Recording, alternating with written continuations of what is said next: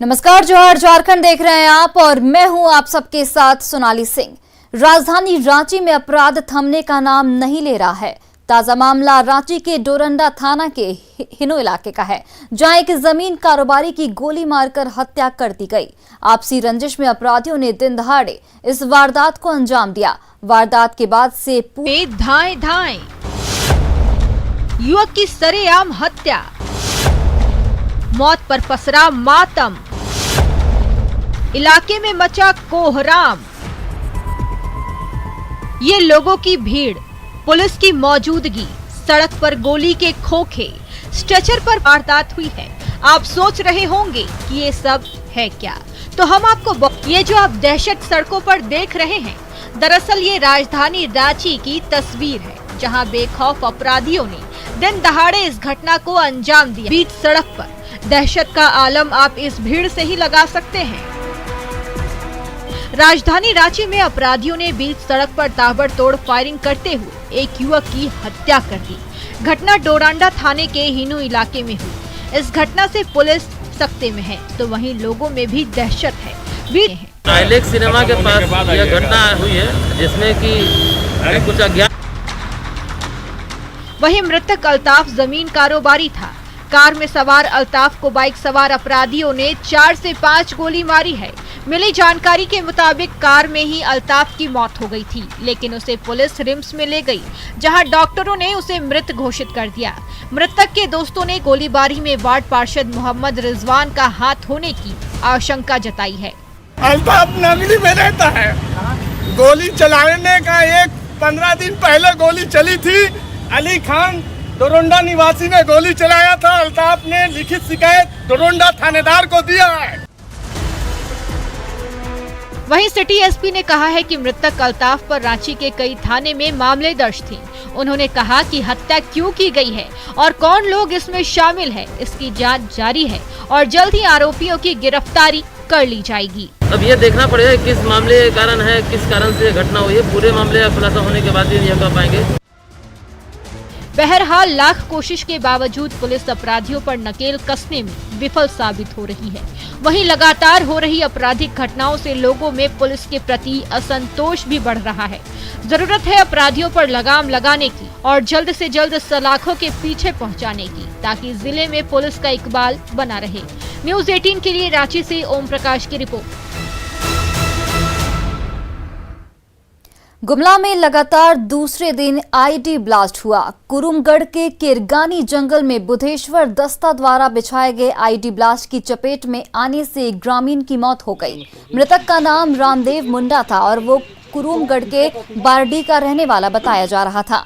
इससे पहले कल भी सर्च ऑपरेशन के दौरान आईडी ब्लास्ट में डॉग ड्रोन शहीद हो गया था, जबकि सीआईपीएफ का एक जवान घायल हो गया था।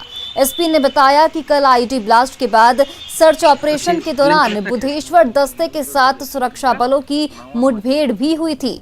एसपी ने कहा कि आईडी ब्लास्ट में मारे गए ग्रामीण के परिजनों को उग्रवादी हिंसा के तहत अनुदान राशि देने की कार्रवाई की जा रही है। और देखिए, ये 2 तस्वीरें हम आपको दिखा रहे हैं। करने लगा तो ये पुलिस को लक्षित करते हुए इनके द्वारा एक आईडी ब्लास्ट किया और आगे सर्च अभियान के क्रम में धीरे धीरे जब पुलिस आगे बढ़ा तो शाम को 4 बजे मुदशर के दस्ता के साथ हमारा एनकाउंटर भी हो गया, एक्सचेंज ऑफ फायर हुआ है। लेकिन रात होने के नाते हम सर्च अभियान वहाँ पर रोक दिया था और अगला दिन सुबह 14 तारीख को हम जहाँ हमारा मुठभेड़ हुआ है उस इलाका सर्च करने के लिए निकला। और यहाँ पे हम लोग एरिया नहीं जाने के कारण गांव का लोग जो लकड़ी तोड़ने के लिए और मवेशी चराने के लिए आता है, उन लोगों का भी मदद लिया। हम सर्च कर रहा था, सर्च के क्रम में दुर्भाग्यवश एक ग्रामीण का पैर बुधेश्वर के द्वारा जो पुलिस को नुकसान पहुंचाने के लिए जो आईडी लगा कर रखा था, प्रेशर आईडी लगा कर रखा था, उसमें पड़ा और ब्लास्ट में वो पूरी तरीके से इंजर्ड हो गया। झारखंड के 10वें राज्यपाल के रूप में रमेश बैस ने शपथ ली। राजभवन के बिरसा मंडप में शपथ ग्रहण समारोह को लेकर समारोह का आयोजन किया गया। Chief justice doctor Ravi Ranjan ने उन्हें शपथ दिलाई। शपथ ग्रहण समारोह में सीएम हेमंत सोरेन समेत कई मंत्री और विधायक भी मौजूद रहे। वहीं गवर्नर की तरफ से भी कुछ लोगों को शपथ ग्रहण समारोह में आमंत्रित किया गया था, जिसमें बीजेपी प्रदेश अध्यक्ष दीपक प्रकाश, रांची सांसद संजय सेठ और सूरज मंडल के नाम शामिल हैं। ये लोग भी शपथ ग्रहण समारोह में मौजूद रहे। शपथ लेने के बाद राज्यपाल रमेश बैस ने कहा कि झारखंड की विकास उनकी प्राथमिकता है। विकास योजनाओं को जमीन पर उतारने के लिए हमेशा सरकार को सहयोग रहेगा। कि भगवान बिरसा मुंडा का जमीन मैं उसको नमन करता हूं और मुझे विश्वास है यहाँ के मुख्यमंत्री के साथ झारखंड की विकास के लिए जो भी योजनाएं होगी, मैं केंद्र से भी सहयोग लेकर, मेरा एकमात्र उद्देश्य होगा यहाँ की जनता की सुख सुविधाओं को ध्यान देना।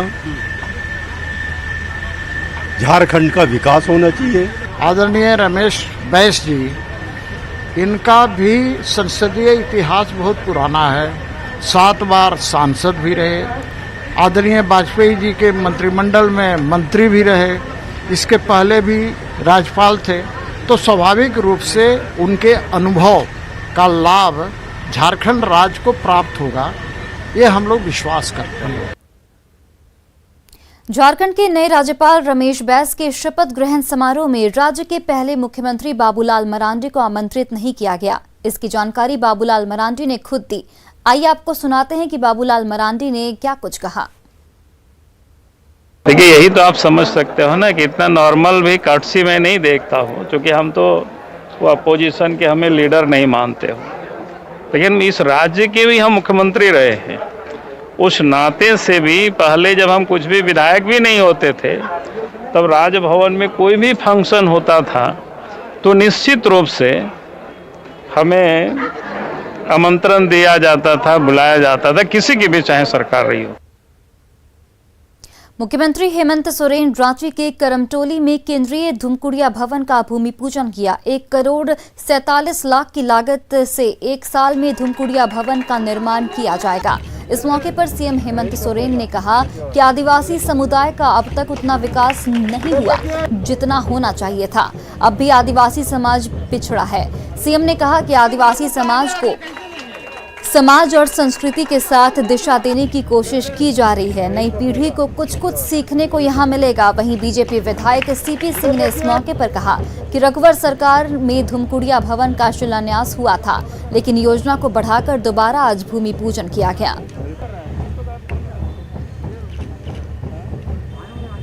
आदिवासी समाज, हम सब लोग अपनी सामाजिक सांस्कृतिक धरोहरों के साथ हमारे पूर्वजों ने यहां तक हमें पहुंचाया। अब हमारी जिम्मेवारी है कि हम अपने आने वाली पीढ़ी को अपने समाज, संस्कृति और प्रकृति के साथ आगे की राह पर ले चले। हमारा जो अनुसूचित जनजाति समाज, जिसको आदिवासी समाज कहते हैं, तो घुमकुड़िया का बहुत बड़ा महत्व है, क्योंकि हमारा आदिवासी समाज जल, जंगल, जमीन से बहुत प्रेम करता है, जड़ से जुड़ा हुआ है, प्रकृति पूजक है।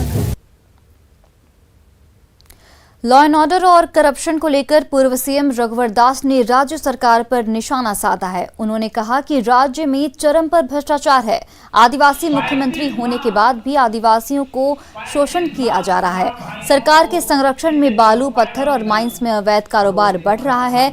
गुमला में बीजेपी जिला कार्य समिति की बैठक में रघुवर दास ने हेमंत सरकार पर एक भी चुनावी वादे को पूरा नहीं करने का आरोप लगाया। झारखंड का हमारा आदिवासी समाज, आदिवासी मुख्यमंत्री के होकर झारखंड मुक्ति मोर्चा को, कांग्रेस को मत जरूर दिया, लेकिन आदिवासी मुख्यमंत्री रहते हुए आज राज्य में आदिवासियों का राज नहीं है, आज राज्य में सोरेन परिवार का राज। एक परिवार का राज है। और यही कारण है कि जितने इन 19 महीने में आदिवासी और दलितों पर अत्याचार हुए।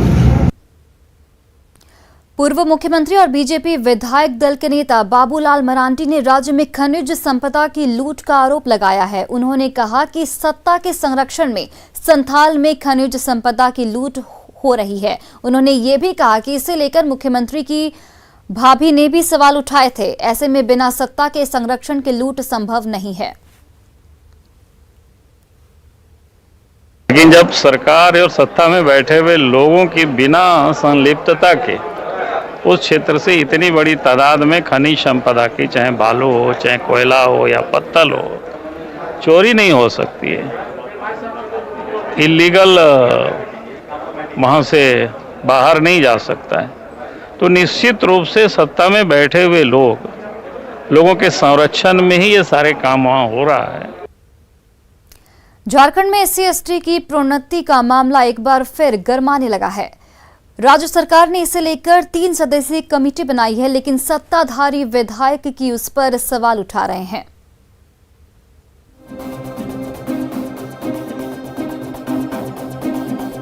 झारखंड में 2007 से लंबित SC/ST की प्रोन्नति का मामला सुलझने का नाम नहीं ले रहा। मेरिट के आधार पर प्रोन्नति को लेकर विधानसभा की विशेष समिति की रिपोर्ट फरवरी में सौंपी गई थी, लेकिन अब तक कुछ नहीं हुआ। विधानसभा अध्यक्ष को सौंपी गई 365 पेज की रिपोर्ट में प्रोन्नति से जुड़ी हर बात का उल्लेख था। मेरिट और पात्रता के आधार पर प्रोन्नति की मांग की गई थी। लेटर नंबर 117 का हवाला देते हैं कि नहीं, जिसका खाली होगा उसी को दिया जाएगा, अनारक्षित है तो अनारक्षित को दिया जाएगा। अनारक्षित मतलब विशेष जाति कर दी गई, ऐसा नहीं। अनारक्षित ओपन फॉर ऑल था, ये भी सबरवाल का जजमेंट भी कहता है। कई बार सुप्रीम कोर्ट ने भी कहा है, बार बार आता है ये बात कि अनारक्षित मीन्स ओपन फॉर ऑल। 1995 में जस्टिस RK सबरवाल के जजमेंट से मामले की शुरुआत हुई थी। पहले रिक्त आधारित रोस्टर लागू था, लेकिन RK सबरवाल ने पद आधारित रोस्टर का उल्लेख किया था। रिजर्वेशन 50% तय कर दिया गया था। 50% अनारक्षित में कौन होंगे इसका साफ उल्लेख था। मेरिट और पात्रता के आधार पर सामान्य वर्ग से ऊपर वालों को अनारक्षित में रखा गया था और उन्हें प्रोन्नति देना था, लेकिन बाद में इसे जाति का रूप दे दिया गया। ऐसे में SC/ST में प्रोन्नति का मामला मांडर विधायक ने सदन में उठाया था, लेकिन विधानसभा की विशेष समिति की रिपोर्ट के बाद फिर से 3 सदस्यीय कमेटी बनाने पर बंधु तिर्की ने सवाल उठाए हैं। अभी क्या है कि राज्य सरकार इसमें जो 3 सदस्यीय कमेटी बनाई है, जो आपके श्री L ख्यांगते की अध्यक्षता में, ये कमेटी बिल्कुल अगर ये फिर लटकाने वाली है। और इस जो कमेटी में जिस चीज़ों को आपका उनका प्रतिनिधित्व की बात कहा गया है, उनकी क्षमता की बात कहा गया है, आपका क्रीमी लेयर की बात कहा गया है, तो ऐसे में फिर ये मामला लटक जाएगा। SC/ST के इस लंबित प्रोन्नति की वजह से कई ऐसे अधिकारी और कर्मचारी हैं जिन्हें इसका लाभ आज तक नहीं मिल पाया है। अब जबकि हेमंत सोरेन सरकार में एक आस जगी थी, तो ये मामला फिर से एक बार उलझता हुआ दिखाई दे रहा है। न्यूज़ 18 के लिए रांची से अविनाश कुमार की रिपोर्ट। राजधानी रांची में बिजली उपभोक्ताओं को बिजली बिल का झटका लग रहा है। कोरोना काल में ओवर बिलिंग से घरेलू उपभोक्ता परेशान हैं।